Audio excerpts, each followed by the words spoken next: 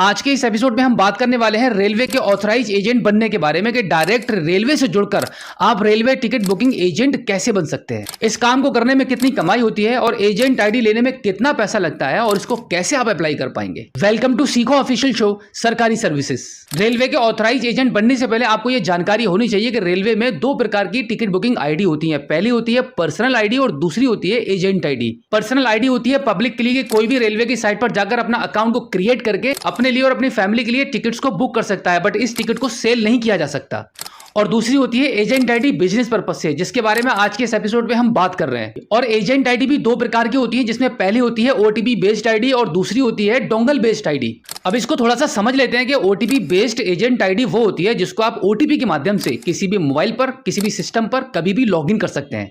और दूसरी dongle based agent ID वो होती है जिसको लॉगिन करने के लिए आपको इस प्रकार की एक डोंगल की जरूरत पड़ती है। बिना डोंगल के डोंगल बेस्ड आईडी लॉगिन नहीं हो सकती है और इसको सिर्फ आप सिस्टम में ही लॉगिन कर सकते हैं। तो अगर आप मोबाइल और सिस्टम दोनों के थ्रू टिकट बुकिंग करना चाहते हैं तो उसके लिए आपको ओटीपी बेस्ड एजेंट आईडी लेनी होगी। तो चलिए फाइनली जान लेते हैं कि रेलवे ऑथराइज एजेंट बनने का क्या प्रोसेस है। तो रेलवे की ऑथराइज एजेंट आईडी को अप्लाई करने के लिए आपको आईआरसीटीसी की वेबसाइट पर आ जाना होगा। इस पर आने के बाद इसको थोड़ा सा ऊपर के साइड में स्क्रॉल करेंगे, सबसे नीचे की साइड में आप देखेंगे आपको एक ऑप्शन मिलता है। सबसे लास्ट में आपको एक ऑप्शन दिखाई देगा एजेंट्स के नाम से। यहां पर आप देखेंगे आईआरसीटीसी ऑथराइज सर्विस प्रोवाइडर, तो यहां पर आपको क्लिक करना होगा।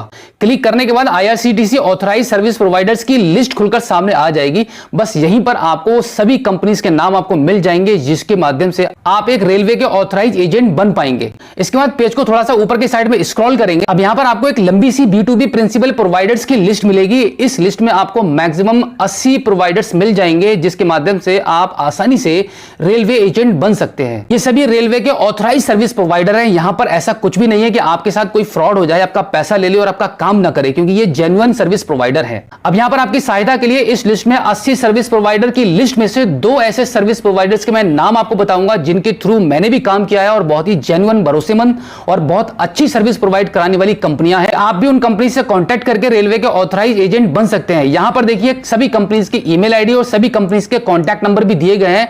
आप इजीली यहां से ईमेल आईडी या कॉन्टैक्ट नंबर को नोट करके आप उनसे संपर्क कर सकते हैं।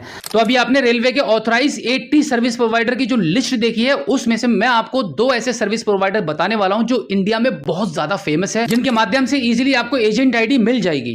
पहली है स्पाइस मनी और दूसरी है रॉयनेट सॉल्यूशन प्राइवेट लिमिटेड। इन दोनों कंपनीज की ऑफिशियल वेबसाइट पर जाकर भी आप इनकी कॉन्टैक्ट डिटेल्स को निकाल सकते हैं। जब आप रेलवे की ऑथराइज आईडी को लेने के लिए अप्लाई करेंगे तो इन कंपनीज का आपको एक पोर्टल भी मिलेगा, जिस पोर्टल के माध्यम से ही आपको वर्क करना होगा। जब आप एजेंट आईडी के थ्रू टिकट बुकिंग शुरू करेंगे तो आपका जो कमीशन होगा वो आपके इन कंपनीज के पोर्टल पर ही आपको दिया जाएगा। और इसी के साथ में आपको टिकट बुकिंग करने के लिए जो पैसा मेंटेन करना होगा वो इन कंपनीज के पोर्टल पर ही आपको पैसा रखना होता है। अब हम डॉक्यूमेंट्स के बारे में बात कर लेते हैं। एजेंट आईडी को लेने के लिए डॉक्यूमेंट्स आपको देने होते हैं। आपका आधार कार्ड, पैन कार्ड, एक फोटो, एक फ्रेश ईमेल आईडी और एक फ्रेश मोबाइल नंबर।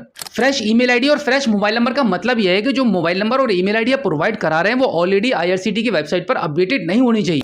और इसी के साथ एजेंट आईडी को लेने के लिए 1200 रुपए से लेकर 1500 रुपए तक आपको चार्जेस पे करने होते हैं। सभी ऑथराइज सर्विस प्रोवाइडर के थोड़े अलग अलग चार्जेस होते हैं, लेकिन अधिकतर कंपनियां 1200 रुपए से लेकर 1500 रुपए तक का ही चार्ज करती हैं। अब हम फाइनली बात कर लेते हैं कि रेलवे के ऑथराइज एजेंट बनने के बाद आपकी कितनी कमाई होने वाली है। तो यहां पर नॉन एसी टिकट बुकिंग करने पर आपको 20 रुपए का कमीशन मिलेगा और इसी के साथ एसी टिकट बुकिंग करने पर 40 रुपए का कमीशन मिलता है। और इसी के साथ में अधिक पीएनआर बुक करने पर रेलवे की तरफ से प्राइस भी मिलते रहते हैं, जिससे ओवरऑल आपकी एक अच्छी इनकम शुरू हो जाती है। तो आई होप आप अच्छे से समझ गए होंगे कि रेलवे के ऑथराइज एजेंट कैसे बनते हैं, एजेंट आईडी लेने में कितना खर्चा होता है। अगर अभी भी एजेंट आईडी को लेकर आपके मन में कोई सवाल है तो इस एपिसोड के एंड में आप हमें फीडबैक के